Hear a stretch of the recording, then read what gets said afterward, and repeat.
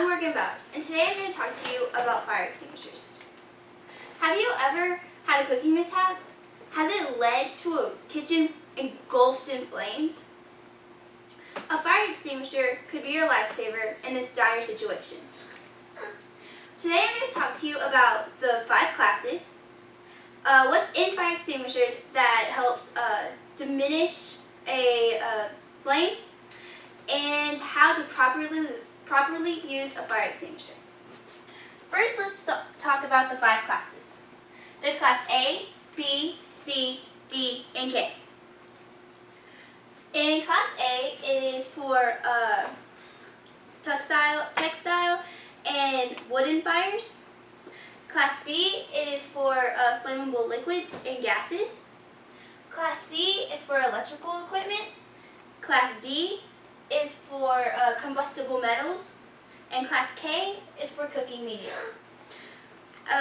To reference back to the kitchen, can you guess which one that we would use? Actually, no, we would not use K. There is a multi-purpose fire extinguisher that you could use, which is a combination of A, B, and C. So, in this instance, we would use A, B, and C. Now for what's in the fire extinguishers to diminish a fire. There's 4 types. There's a foam, water pressure, which is A, powder, which is in for like the chemical and electrical related, and CO2, which is also for like just overall. Because when you give a CO2, fire is extinguished by like oxygen and stuff. So when you give CO2 to it, it just dies, which is in the A, B, and C. The foam is a bicarbonate, sodium bicarbonate, which also helps diminish it. Hence the carbon, everything that has carbon-related stuff, all just diminishes very quickly. The water pressure is for A, which is they have like gauges on water pressure. Everything has gauges except for foam, and also powder. And this is because when it has like higher, you need to know how much pressure you have to give the fire, how much pressure you're going to need to extinguish a fire.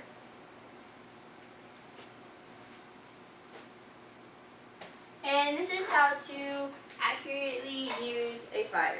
You probably learned this in 1st grade. I'm sure this is just going to be a review. There is the PASS acronym. P stands for pull the pin. First you have to, you pull the pin because it's kind of like a grenade inside there.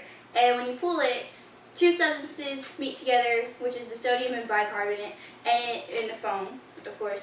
And it produces like large amounts of bubbles, and everything's starting to stir. And then you have to aim. You aim at your target. If you don't aim at it, you're obviously not going to hit the fire, and then everything could just explode and not be good. And then there's the squeeze. You squeeze the handle that is given. Make sure that you're aiming correctly and you don't freak out. You also need to have a very calm and collected manner. Us girls, we tend to freak out crazy. Some guys do too, and it's just like, whoo. And then you need to sweep. You do a side-to-side motion. That way you confine your fire and everything is going to be okay. Just make sure you keep the calm and collected manner. Okay, so as a big review of all this, there are 5 classes: A, B, C, D, and K. A is for wooden and textile fires. B is for gas and liquids. C is for electrical fires. D is for combustible metals, and K is for media, cooking media. We also talked about what's in the fire extinguisher that makes it smother fires, which is there's the foam, there's the carbonate, the powder, and the water pressure. There is, and we also talked about how to properly use a fire extinguisher. And when using a fire extinguisher, you can always reference pass. Pull, aim, squeeze, and sweep. Knowing proper fire extinguisher methods will help you will not only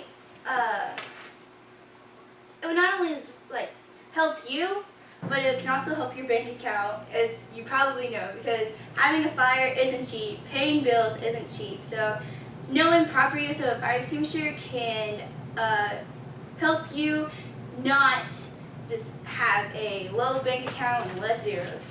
Let's be honest right now. So, in conclusion, do y'all have any questions about anything?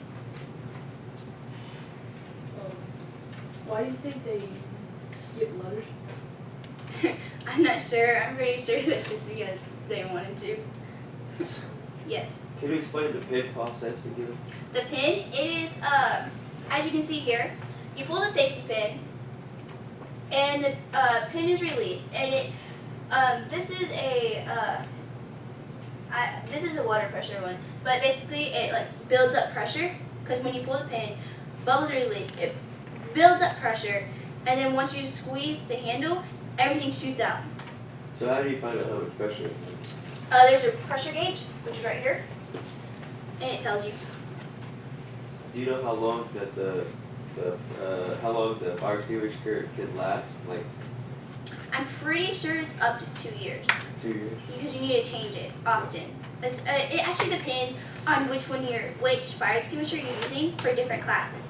I know multi-purpose can last up to 2 years. You probably need to check that often. Just so that, just in case you do have a fire, always having an up-to-date fire extinguisher. Right. Yes. You said that the cooking, like the cane fire extinguisher was a cooking one, but not to use it for like cooking fires? I mean, you can, but the most common fire extinguisher is A, B, and C, which is a multi-purpose, and it's foam. So it's also cheaper than a K. So I'm pretty sure only like big studios are gonna have a K, and in common households, it's commonly just an A, B, and C. Any other questions?